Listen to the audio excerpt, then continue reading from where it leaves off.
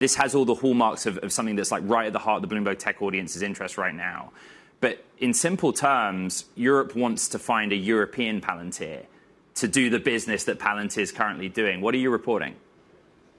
Yeah, that's right. I think there's a couple things happening. One, as you mentioned, Palantir is becoming like the stand-in for Silicon Valley tech, and in particular type of Silicon Valley company that's very close to the Trump administration, working with the Pentagon, working in Israel. It has some political baggage and the outspoken CEO, Alex Karp, of co-founder Peter Thiel.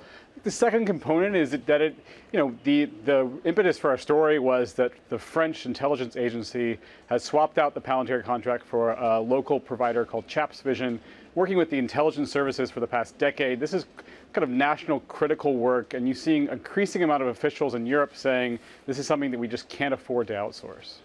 Well, this is being played out in the public domain. French Prime Minister Sébastien Lecornu posted this on Instagram. The divorce line that we opened our conversation with, that's a case study. But are other European nations kind of following in his example?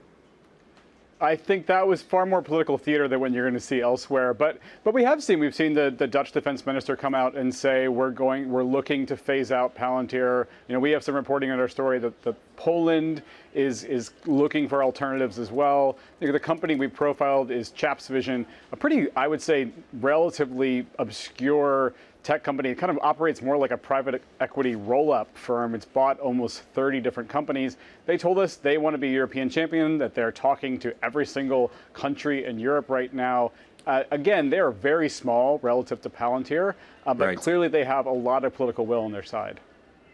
Mark, with our colleagues in research, you've essentially calculated what it's going to take for Europe to get to a pace where it's not reliant on US tech. What's the headline dollar figure and what does it account for?